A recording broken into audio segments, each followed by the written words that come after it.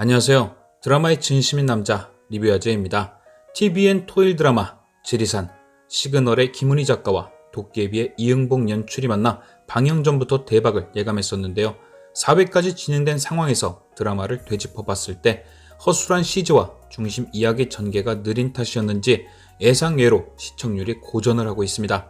하지만 점차 이야기의 중심이 메인 사건에 집중되면서 어제보단 오늘이 낫고 오늘보단 내일이 기대되고 있는 중인데요.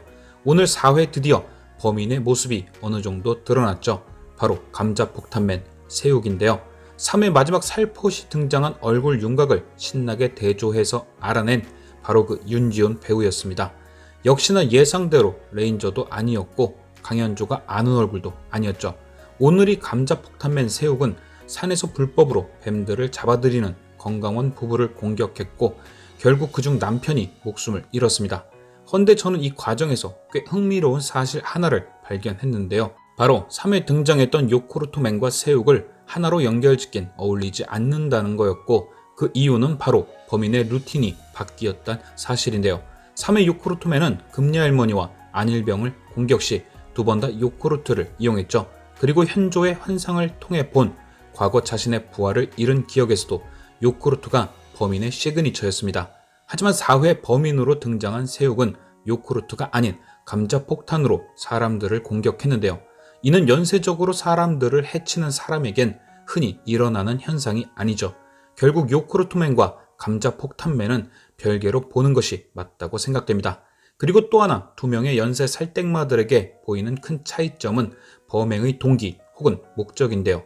요코르트맨의 경우 정확한 범행 동기가 드러나진 않았지만 많은 사람들이 비법정 탐방로를 이용했다는 공통점이 있습니다. 정확한 동기는 아니겠지만 이 비법정 탐방로에 관한 어떤 서사가 등장하며 그 동기 또한 공개될 듯 합니다.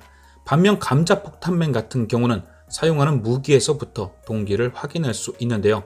극중 윤수진 연구원의 말에 따르면 감자폭탄은 지리산에 사는 동물들을 밀렵하기 위한 지뢰 같은 것이라고 했습니다. 그런 감자폭탄을 이용해 뱀을 밀렵하는 건강원 사장을 해쳤다. 뭔가 밀렵에 관한 굉장한 반발심이 느껴지죠. 그래서 생각해 볼 수 있는 가장 큰 동기는 가족들 중 누군가 밀렵꾼이 설치한 덫 혹은 감자폭탄에 의해 희생된 적이 있고 그것에 대한 복수심 같기도 한데요. 실제로 오늘 등장한 이양선 대원의 집에 걸려있던 사진을 보면 양선의 부모로 보이는 사람들과 할아버지 그리고 그 옆에 홀로 서 있는 세욱을 볼 수 있었죠. 세욱이 어린 시절 부모님을 잃고 할아버지와 산 것이 아닐까라고 추측도 가능하죠.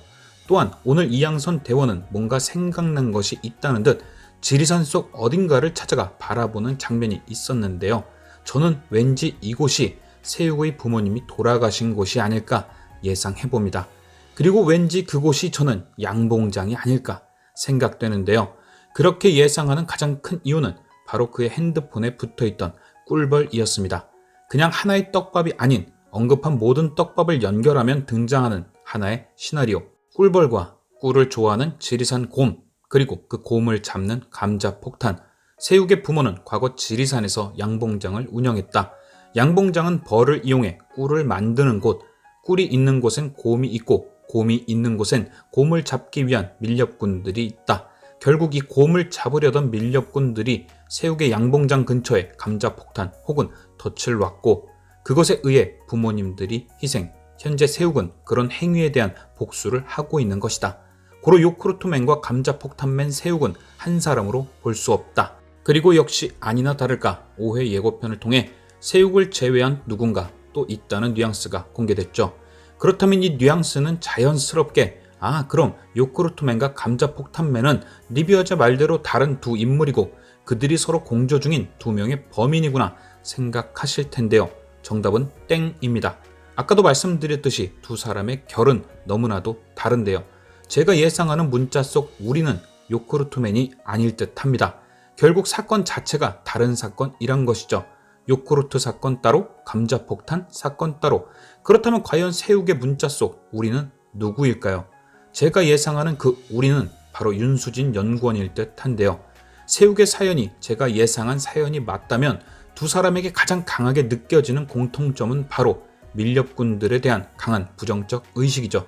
같은 목적의식을 갖고 있는 사람, 또한 이양선 대원이 출근 중 이상한 소리에 창고로 갔던 장면에서 등장한 것은 덫. 바로 이어지는 다음 장면에서 윤수진 연구원이 강현조에게 보여줬던 것도 덫. 이것이 세욱과 윤수진이 연결된 사람이란 걸 보여주는 일종의 복선이 아닐까 추측도 됩니다. 결국 감자폭탄 사건은 윤수진과 세욱의 삐뚤어진 정의가 빚어낸 사건이 아닐까 예상되네요. 그럼 왜 우리는 이 두 가지 사건을 별개가 아닌 하나일 수도 있다고 생각했을까요? 저는 이 부분이 강현조 또한 우리처럼 착각에 빠져 있다는 걸 보여주는 것이 아닌가 한데요. 강현조는 그동안 조난자들에 대한 환상을 보았습니다. 그리고 그 환상을 통해 조난자들을 구하거나 실종된 사람들의 유해를 찾기도 했죠. 이때까지 강현조는 자신의 능력에 대해 단순하게 산에서 위험에 빠진 사람들을 볼 수 있다고 생각했습니다. 하지만 지난 3회 금리할머니와 안일병 사건, 그리고 과거 자신의 부하 사건에서까지 요크루트를 본 후 지리산의 사람들을 해치는 요크루트맨이 있다는 걸 알게 되죠.